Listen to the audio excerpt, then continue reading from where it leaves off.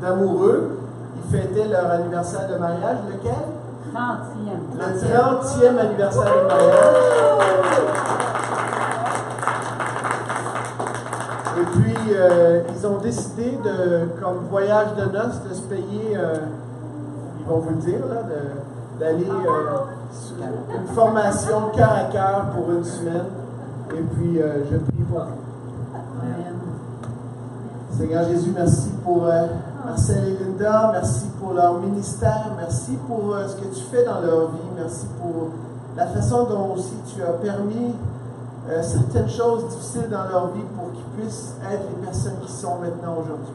Amen. Seigneur, je te remercie parce qu'ils n'ont pas seulement eu des choses difficiles, mais ils ont aussi eu la victoire sur ces choses difficiles-là. Parce qu'ils ne t'ont pas quitté. Ils ont gardé la couronne de la gloire que tu leur as donnée, Seigneur. Et puis là, Seigneur, ils veulent te remettre cette couronne, Seigneur.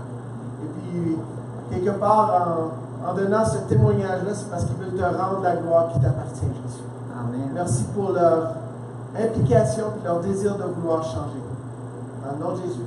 Amen. Amen. Tiens, il y en a un ou deux qui fait ça. Y a-t-il un micro?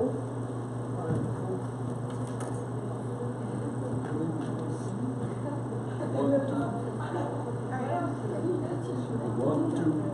Allô. Ça One, marche. two, one, two. Marche pas celle-là?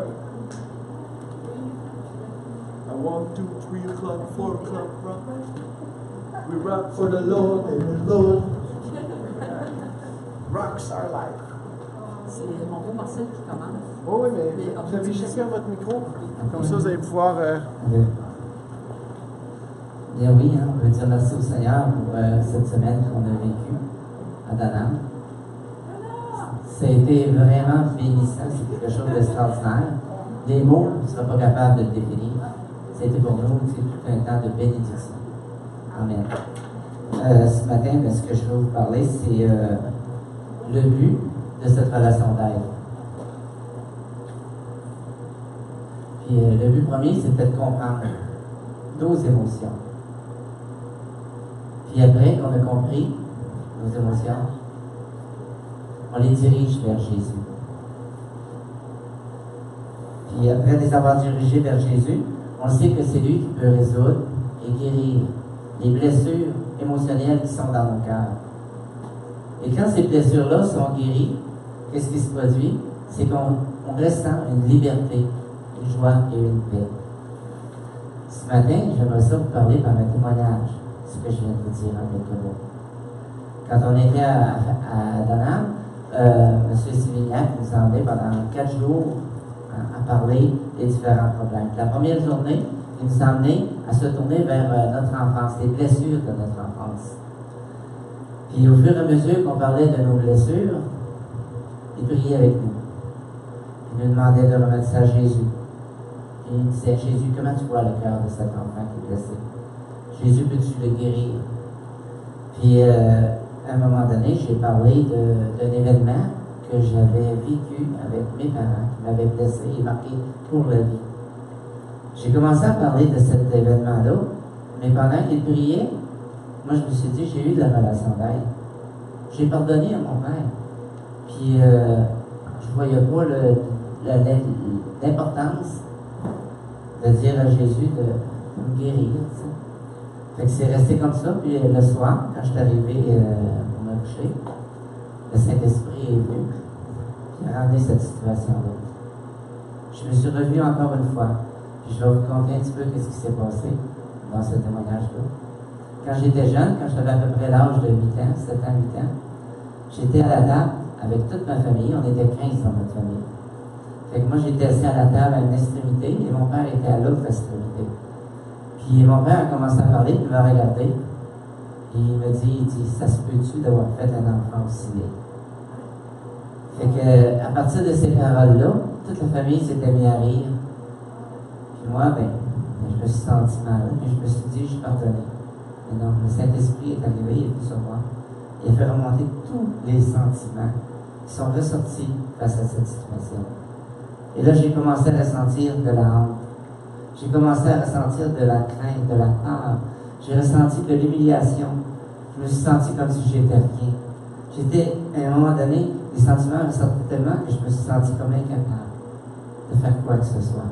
Et j'ai commencé comme à paniquer à l'intérieur de moi-même. Et puis là, je me suis mis à crier, j'ai dit, Jésus, peux-tu m'aider? Peux-tu m'aider à prendre cette honte? Peux-tu, Jésus, prendre cette honte? Jésus, j'ai dit, je ne crois même pas dans mon cœur que tu peux l'enlever. Je te le demande quand même, peux-tu prendre cette honte? Après, j'ai fini cette prière. Jésus s'est approché de moi. Puis Jésus m'a regardé et m'a demandé, il dit, Marcel, veux-tu que je te montre qu'est-ce que moi j'ai vécu quand on m'a persécuté?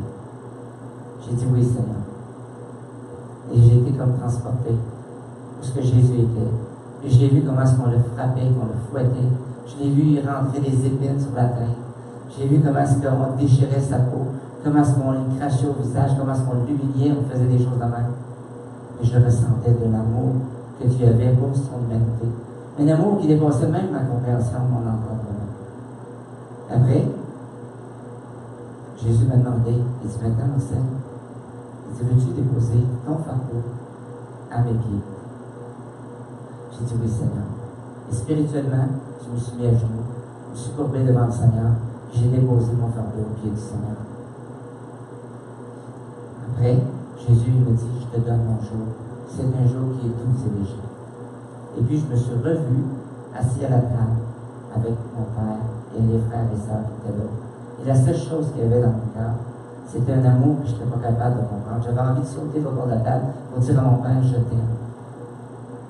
Il n'y avait plus aucun sentiment d'amertume, de colère, de crainte, de peur. Toutes ces choses-là avaient été enlevées. C'est quelque chose de surnaturel qui s'est passé. C'est pas quelque chose que par ma force, j'aurais pu. Pendant des années, j'ai trouvé des mécanismes de défense pour être capable de m'en libérer, mais je n'y parvenais pas. Puis à ce moment-là, Jésus, par un miracle, m'a complètement guéri. Puis l'amour, c'était pas comme si j'ai pardonné, c'était je l'aimais. Je l'aimais. Et vous savez que quand on passe 30, 40 ans, 50 ans avec une amertume d'enfance, qu'est-ce que vous pensez qui se produit quand on est avec des gens et des individus, et les gens nous disent des choses qui viennent nous blesser, qui nous ramènent ou qui nous humilient? Bien, les mêmes ressentiments que ça. C'est de la colère, c'est de la haine, c'est toutes sortes de choses. Et là, on cherche à se séparer au lieu de s'approcher corps à corps. C'est moi. Maintenant, je vais laisser la deuxième partie à moi. Amen. C'est bon. Souvent, on agit comme ça sans savoir pourquoi. Parce qu'on n'a pas compris. Moi, je vais vous dire les raisons qui m'ont emmené là. Gengis m'en avait parlé un peu, mais ça n'a pas été... c'est une décision qu'on a prise. Nous autres, on savait que c'était notre 30e anniversaire de mariage, puis il faut souligner ça, 30 ans de mariage. Mais j'ai dit, bon, ben pourquoi pas, on va aller voir là. Puis, la deuxième chose qui a fait que j'ai voulu aller là, c'était qu'il y avait dans mon cœur...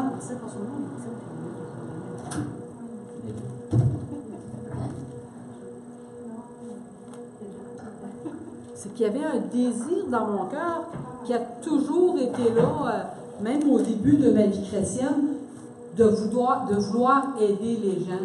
Mais je savais très bien où ce que j'étais rendue dans ma vie. Oui, malgré toutes les expériences que j'ai vécues, tout ça, j'avais quand même besoin de formation.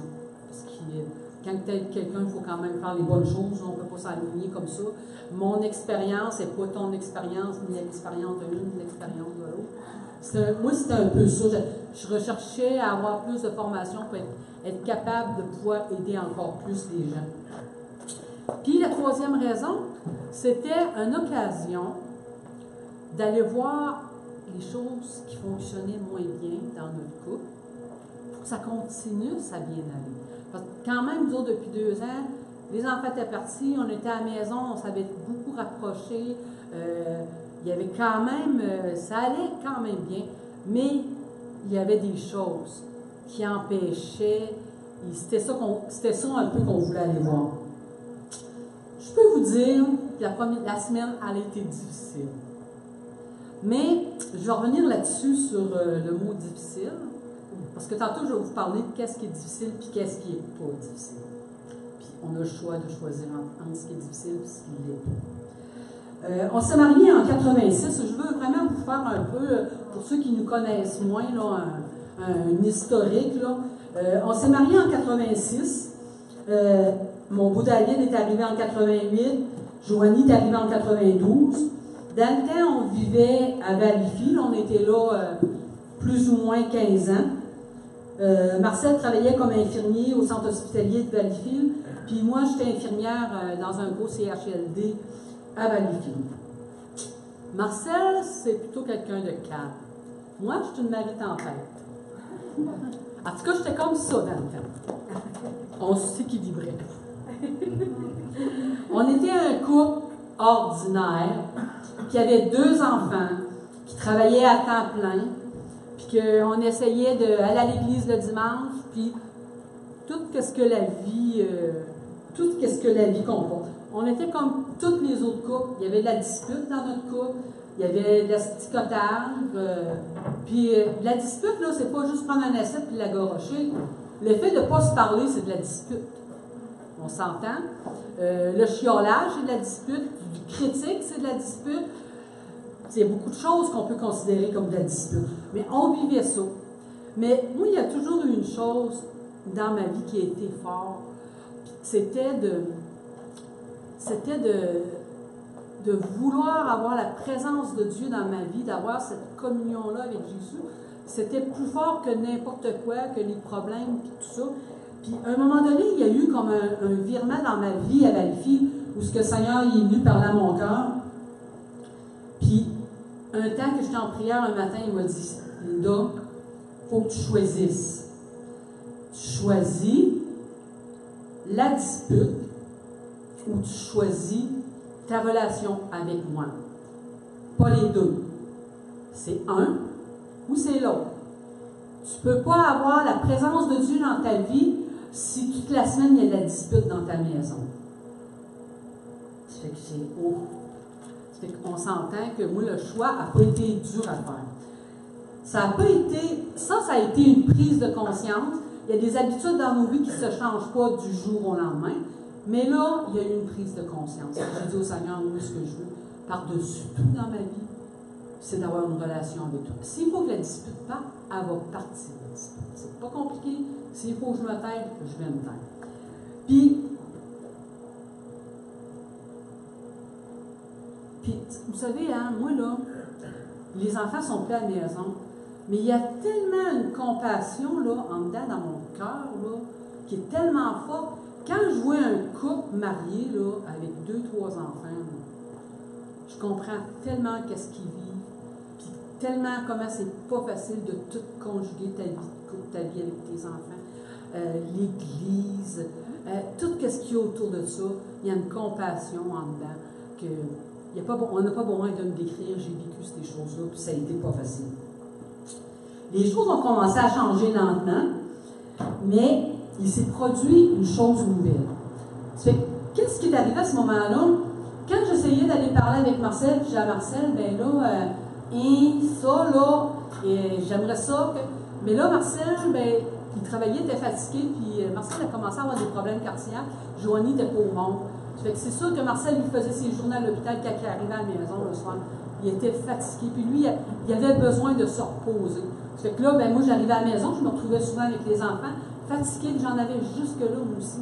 Ça fait que ça créait des conflits.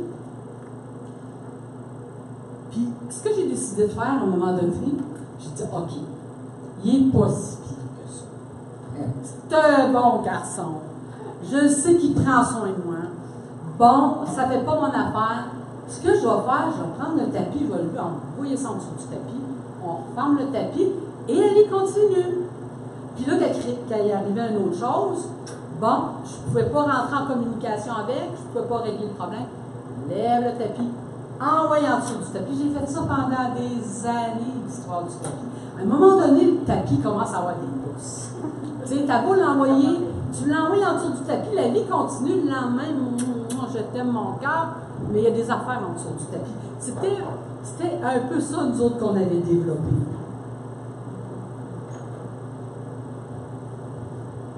Puis, tantôt, ce que je vous disais, là, Puis ce qu'on a vécu quand on est allé à Donham, qu'est-ce qui a été difficile? Qu'est-ce qui a été difficile? C'est qu'il a fallu se remettre en question, mon Dieu.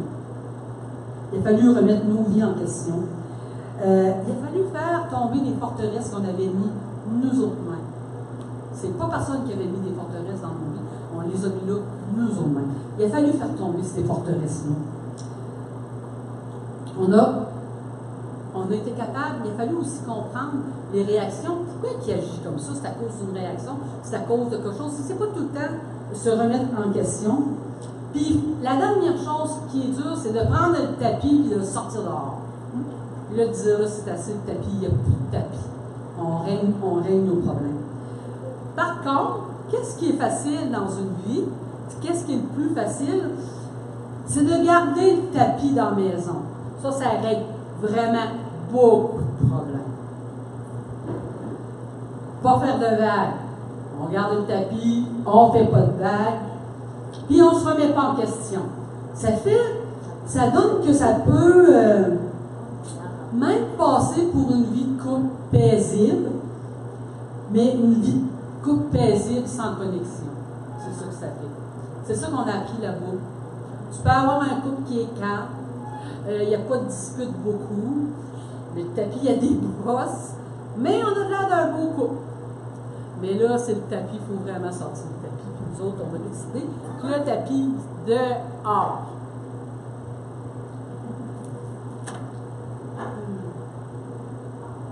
Durant cette semaine-là, ce que j'ai appris, c'est à prendre soin du cœur de mon mari.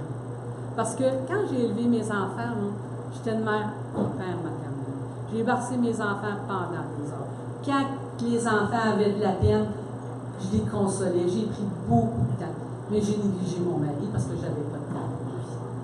Quand j'avais fait mes journées au travail, je m'étais occupée de mes enfants, puis on va à l'église le dimanche. Ce que lui ressentait, puis ce que lui vivait, ben, je me disais, ben là, j'ai pas assez de 24 heures pour aller jusque-là.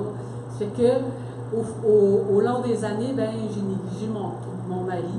J'ai négligé de savoir, lui, qu'est-ce qu'il vivait. Lui, pourquoi il avait de la peine. C'est comme, pour moi, là, j'étais comme pas là. Puis c'est ce que j'ai réalisé là-bas. Je ne l'ai pas battu, mais je n'ai juste pas écouté son cœur. Qu'est-ce que lui vivait. J'ai tout mis mon amour sur mes deux enfants.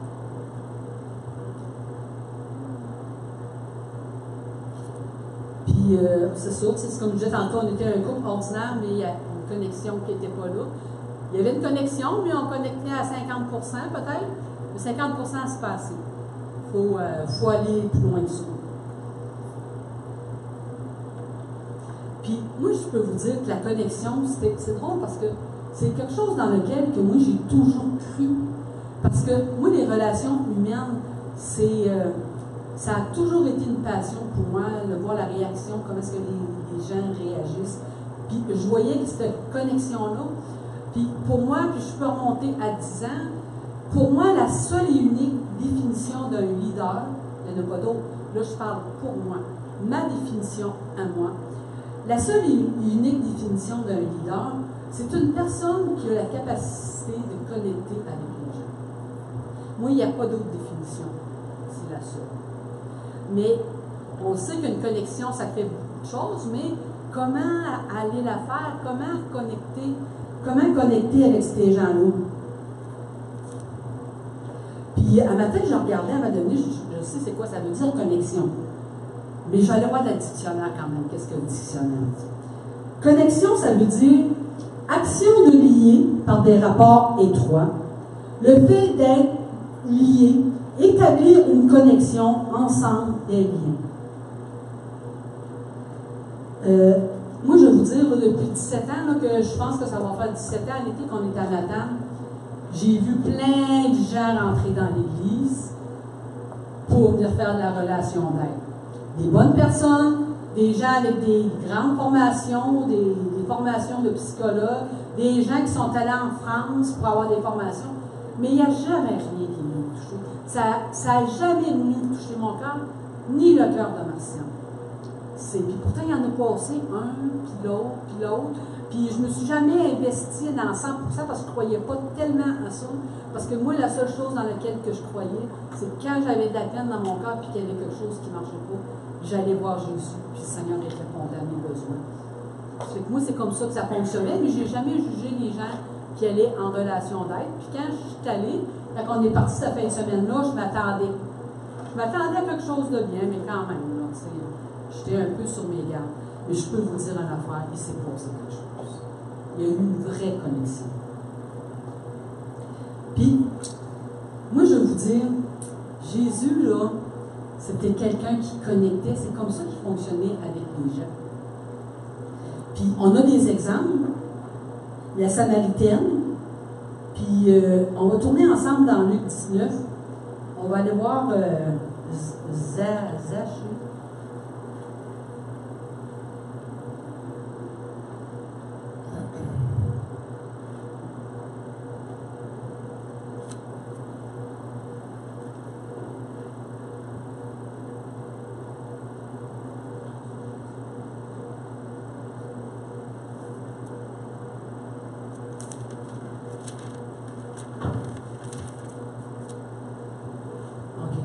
Ça dit, 19, le verset 1, ça dit « Jésus étant entré dans Jéricho, traversa la ville, et voici un homme riche, appelé Zachée, chef des publicains, cherchait à voir qui était Jésus.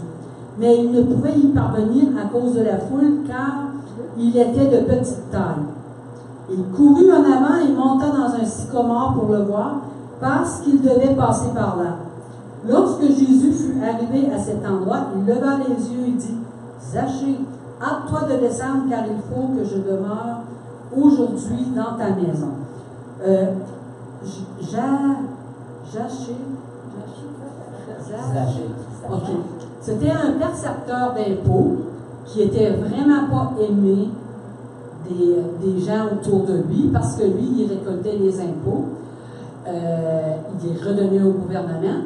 Mais il en demandait plus, puis il en gardait pour lui, puis c'est comme ça qu'il est devenu un homme riche.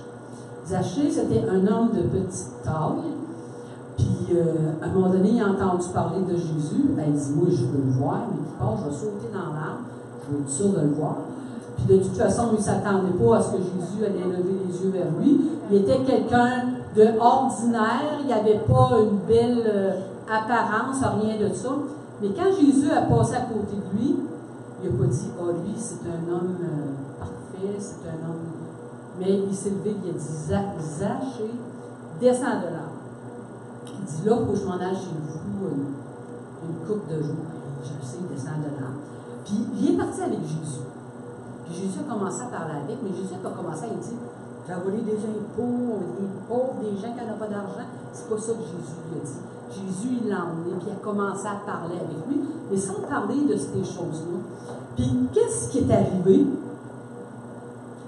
Après qu'il a passé le temps avec Jésus, il a dit, Zachée, se tenant devant le Seigneur, lui dit, « Voici, Seigneur, je donne aux pauvres la moitié de mes biens, et si j'ai fait du corps à quelqu'un, je vais le rendre au quadruple. » Ça fait qu'est-ce qui est arrivé? C'est qu'après qu'il a passé du temps avec Jésus, Jésus a touché son cœur. Là, il était tout touché. Il y a eu une connexion qui s'est produite. Puis là, il est allé voir Jésus, puis il a dit à Jésus, « Toute ma fortune que j'ai là, j'en prends la moitié, puis je donne ça aux pauvres. Puis si les gens à qui j'ai fait du mal, tout ce que je leur ai pris là, je vais leur redonner 4 fois. » Jésus, il n'a jamais parlé des mauvaises choses qu'il avait faites dans sa vie, il a juste connecté avec cette personne-là, comme il a connecté avec la Samaritaine. Puis, c'est un peu comme ça, il faut que ça se produise dans l'Église. À un moment donné, oui, il faut connecter avec nos maris, avec nos enfants, mais il faut apprendre à se connecter, nous autres aussi, les uns et les autres. Quand on va pouvoir se connecter dans l'Église, on va être capable d'aller à l'extérieur, puis de se connecter comme ça. Il y a pas, pour moi, il n'y a pas d'autre façon de fonctionner, de faire rentrer les gens. Nous autres, on a besoin de se connecter les uns aux autres avant. Et après, quand on va savoir se connecter, on va avoir un impact assez fort, puis les églises vont se remplir. Puis merci Seigneur qu'on n'est pas 250 pour l'instant, parce qu'on a besoin justement d'apprendre à prendre soin des autres. Parce que si on n'est pas capable de prendre soin des autres, ça va faire comme ça a toujours fait, les gens rentrent et ressortent. Ils rentrent et ressortent. Ils rentrent et ressortent, on n'est pas capable de les garder. Il n'y a pas de connexion. Moi, tellement été... Ça n'a pas été... J'ai pas été touchée, j'ai été bouleversée durant cette semaine-là, puis c'est ça qui m'a bouleversée. C'est ça, en dedans de moi, il y a une faim et une soif. Là, j'ai dit, c'est assez, là. C'est assez pour qu'il se passe des choses. Il faut apprendre à se connecter, à être sensible à ce qu'on vit en nous autres, à commencer à le pratiquer en dedans de nous autres, à se faire du bien les uns les autres. Puis après ça, on va pouvoir aider les gens de l'extérieur. Puis moi, ce que je veux vous dire, M. Sélignac, qui va être ici toute la semaine, la dernière semaine du mois de mars, puis vraiment, pas ça à côté de ça. Vraiment, vraiment, vraiment. Moi, là, si je pourrais dire 2 mots pour décrire cet homme-là, je dirais force, tranquille. C'est ce que c'est un monsieur-là. Une force tranquille. Moi, il n'y a jamais personne qui est venu me bouleverser comme ce monsieur-là. C'est un petit monsieur tout petit. Parle pas fort. Allons. Moi, là, ça a chamboulé ma vie, puis je peux vous dire que ma vie ne sera plus jamais pareille à partir du moment où j'ai parti de là, parce que j'ai compris des choses qu'il y avait déjà en dedans de moi. J'avais ce désir-là, puis je voyais des gens, des fois, je me disais, ah, comment qu'on fait? T'sais, on veut prendre soin des gens, mais on n'a pas la façon de le faire, puis de bien le faire. Puis souvent, on fait des gaffes, puis ça fait le contraire. Puis on est une communauté, puis il faut apprendre à connecter ensemble. Puis en tout cas, je vais m'arrêter là, je pourrais vous parler pendant 3 heures. Et il s'est tellement passé de choses entre moi et Marcel, plein de choses, mais je ne veux pas aller plus loin parce que de toute façon, le monsieur vient ici. Puis l'expérience que moi j'ai vécue là-bas, ça ne sera peut-être pas nécessairement votre expérience, mais c'est certain qu'il va se passer quelque chose. Restez là. S'il y en a qui veulent venir pour prier pour eux, parce que après qu'on a vécu des victoires comme ils ont vécu cette semaine, je pense que c'est important qu'on puisse les accompagner dans la prière. On a besoin de sceller ce que Dieu a fait dans leur vie. Fait que... Amen. Marie, franchement, je peux pas t'imaginer ailleurs qu'ici. Là.